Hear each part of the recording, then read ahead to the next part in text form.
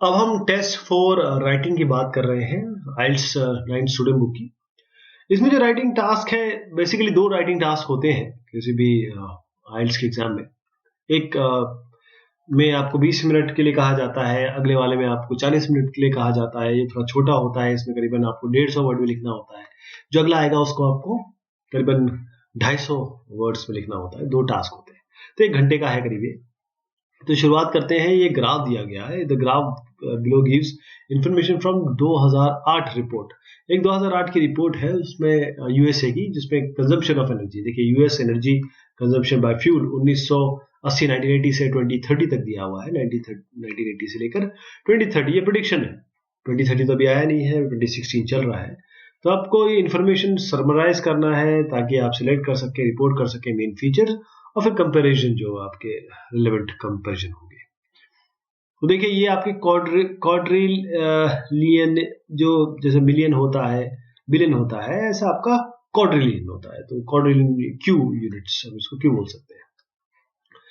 1980 से लेकर 2030 तक तो पेट्रोल और ऑयल के बारे में अगर देखें यहाँ पर, तो ये 35 से शुरू हुआ, डिप हुआ, फिर इसके साले में 1985 में, 1994 में, फिर यहाँ भी डिप हुआ 2020 में, डिप होगा मतलब, और यहाँ बढ़ा ये और बढ़ा और कॉन्स्टेंटली ये इंक्रीज हो रहा है। और कहाँ पर पहुंच गया ये? 47 पे करीब, देखिए 47 पे पहुंच गया। यहाँ से एक लाइन बना लीजिएगा अपने आप, 47 पे पहुंच गया।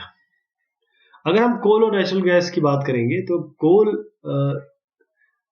कम से शुरू हुआ, मतलब करीबन 16 से शुरू हुआ, फिर ये ग्रेजुअली बढ़ते बढ़ते बढ़ते बढ़ते यहाँ पर ये करीबन 25 या 24 तक आ गया इधर पर, ये लाइन सीधी जैसे।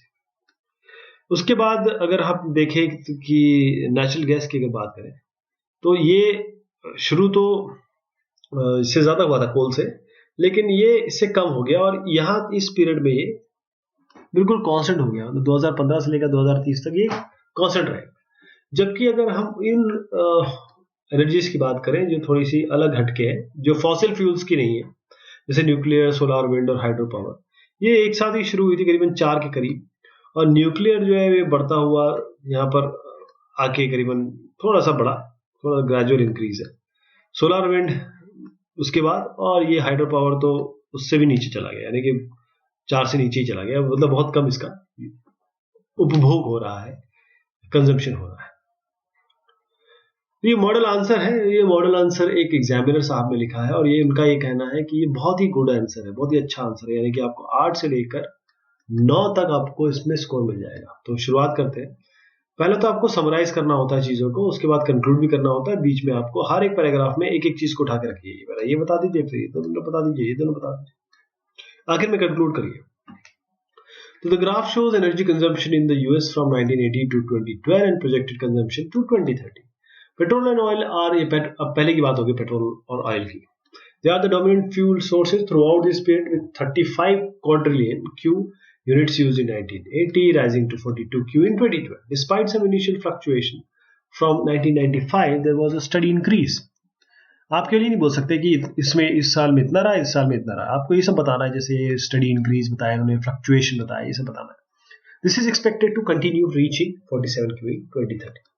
फिर आप आ गए दूसरे एनर्जी पे, कोल और नेचुरल गैस पे। The consumption of energy derived from natural gas and coal is similar over the period from 20 Q to 15 Q, respectively, in 1980. Gas showed an initial fall and coal gradual increase, with the two fuels equal between 1985 and 1990. Consumption has fluctuated since 1990, but both now provide 24 Q. Coal is predicted to increase steadily to 31 Q in 2030, whereas after 2014 gas will remain stable at 25 Q. फिर 1980 की अगर बात करें, दूसरे 3 जो बचे हैं, तो energy from nuclear and hydro and solar wind power was equal at any और ओनली 4 Q पे। Nuclear has risen to 3 Q, solar by 2. After a slight increase, hydro की बात जो है, hydro power has fallen back in 1980 figure. It is expected to maintain the level until 2030, while the other should rise slightly after 2025. अब conclude करिए। Overall, the US will continue to rely on fossil fuels, with sustainable and nuclear energy sources remaining relatively insignificant, क्योंकि इसके सामने कहाँ आप बात कर रहे हैं 47 क्यू की, कहाँ आप बात कर रहे हैं आप यहाँ पर 3 या 2 क्यू की। इनसिग्निफिकेंट तो नहीं कहेंगे, लेकिन मोर सिग्निफिकेंट कहेंगे, क्योंकि अगर ये चीज नहीं बताई गई तो आगे चल के लोग इस पर ध्यान नहीं देंगे। अब टास्क 2 पे आते हैं, 40 मिनट। चलिए, एवरी जो टॉपिक है वो है every year several languages die out. Some people think that this is not important because life will be easier if there are fewer languages in this world. जो भाषाएं हैं वो मरती चली जा रही हैं। कई लोग सोचते हैं कि इससे फर्क नहीं पड़ता, क्योंकि जितनी कम लैंग्वेज होगी उतना आसान रहेगा। किस एक्सटेंट तक आप इससे एग्री करते हैं, डिसएग्री करते हैं, ये आपको ओपिनियन बताना अपना, और अपने रिलेवेंट एग्जाम्पल भी इसमें कोट करने हैं 250 वर्ड्स।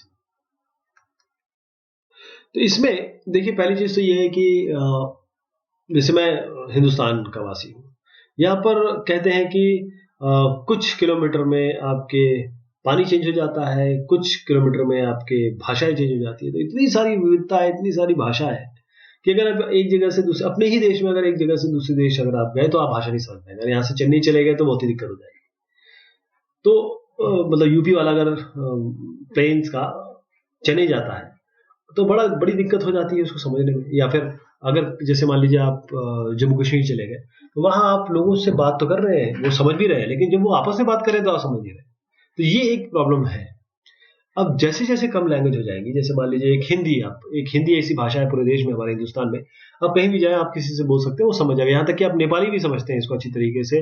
भूटान के कई एरियाज है, बहुत श्रीलंका के कई एरिया है, तो सब समझते हैं, आपकी हिंदी समझते हैं। अब दूसरी बात अगर यहाँ पर आ गई, हिंदी को छोड़ के अंग्रेजी की बात करिए। अब आप विदेश जाते हैं, मान लीजिए आप यहाँ से चले गए, एग्जाम्पल लेता हूँ आपको, क्योंकि यूएस में तो अंग्रेजी बोली जाती है। चलिए आप फ्रांस चले गए, फ्रांस में फ्रेंच बोली जाती है, लोग फ्रेंच सीख रहे हैं, लोग जर्मन सीखते हैं, लोग अलग अलग भाषाएं सीखते हैं। अब अलग अलग भाषा सीखने का क्या तात्पर्य है? आप फ्रांस गए, आपको फ्रेंच नहीं आती, वहां के लोगों को हिंदी नहीं आती, तो बेस्ट क्या होगा? दोनों अंग्रेजी में बात करते हैं। अंग्रेजी वो भी समझ रहे हैं, अंग्रेजी वो भी पढ़ रहे हैं, अंग्रेजी हम भी पढ़ रहे हैं, अंग्रेजी हम भी समझ रहे हैं। तो एक कॉमन भाषा वर्ल्ड वाइड अंग्रेजी हो जाए, या कोई ऐसी भाषा जो सब समझ जाए। तो अब देखिए एक प्रॉब्लम क्या आती है, जब चाइना वाले चाइनीज ही बोलते हैं, जापान वाले जापानीज ही बोलते हैं। वो कहीं भी जाएंगे, कहीं भी बात करेंगे, कोई भी अपना कोई शिखर सम्मेलन हो रहा होगा तो उसमें जो भी बात करेंगे वो अपनी ही भाषा में बात करेंगे। तो ये सब चीजें आपको इसमें लिखनी है, ये प्रॉब्लम्स हैं। जबकि अगर हिंदुस्तानी प्रेसिडेंट या फिर प्राइम मिनिस्टर जाते हैं तो वो अंग्रेजी में भाषा करते हैं, वहां जाके हिंदी में नहीं बोलते हो। तो इससे क्या होता है कि उनके विचार जो है, उनकी सोच, उनके डिसीजन, वो दुनिया सोचती है, समझती है, उसको ध्यान में लेती है, और वो उनके साथ वैसे ही जाता है जैसे उन्होंने बोला है। जबकि अगर चाइनीज कुछ बोलता है कोई आपके पहले तो आदमी समझ नहीं पाएगा, दूसरा फिर उसको नीचे वो अंग्रेजी में पढ़ेगा जो उसका ट्रांसलेशन है। ये सब चीजें दूर हो जाएंगी। तो अब एक साहब ने, देखिए एक साहब ने लिखा है इसको, बैंड 4 मिला इनको, यानी कि बहुत ही सब स्टैंडर्ड मार्किंग है। मॉडरेट भी नहीं कहूंगा मैं, सब स्टैंडर्ड कहूंगा इसको। तो ये इसको हम पढ़ते हैं और देखिएगा कि ये इतना खराब लिखा हुआ है कि ना तो आप इसे समझ पाएंगे, ना तो इसमें अंग्रेजी ठीक की है, ना तो इसमें सेंटेंस फॉर्मेशन, ना वोकैबुलरी अच्छी है। तो लिख तो दिया है, बट इसमें आपको मार्क्स से मिलेंगे। तो मैं कभी कभी क्या है, अच्छी चीज दिखाई है, अब आपको बुरी चीज दिखाते हैं। I agree about this opinion. Nowadays, several languages die out. I think this situation is right. The world already have too much language, minimum 100 languages include small country. But we know just some languages, kind of English, French, Japanese, Chinese. Spelling भी देखिए गलत है यहाँ पे. At this moment we live in this world, so we need first language. First कर दिया first को, language in the world. Therefore several languages need to die out. वो ये कह रहे हैं कि जो लिखना है वो ये कहा गया है कि जो लैंग्वेजेस है वो मर रही है, और ये कह रहे हैं कि हाँ लैंग्वेजेस ये इनको मरना चाहिए। Also small country language is almost difficult to learn and not useful हो गया है। So we don't need to learn this language even if we learning this language not using in the world, just useful this country and we don't find small language education academy. So I think small country language makes spend money and time also. We need first language using all of country. This is very important for all country of developing. After when decide first language, our communication will be much easier with another country people. Beside, we don't need invest of another language education. We can invest another part kind of economic and culture developing by decrease education money according to this opinion. तो अब इसमें देखा तो जा रहा है कि जो जो साहब लिख रहे हैं उन्हें पता तो है, चीजें उनको समझ में आ रही है, वो लिखना चाहते हैं, लेकिन क्योंकि अंग्रेजी की बाध्यता है उनके पास, सेंटेंस फॉर्मेशन की बाध्यता है, और उनके सामने वोकैबुलरी की एक कठिनाई है, उसके कारण इन्होंने बहुत ही सब स्टैंडर्ड बहुत खराब लिखा है, जिसको जिसको आपके जो एग्जामिनर उन्होंने भी यहाँ लिखा है। अगर आप इसको पॉज करके पढ़ेंगे तो सारी चीज समझ में जाएंगे कि क्या गलती हुई है, क्या प्रॉब्लम आई है जो आपको नहीं करना है।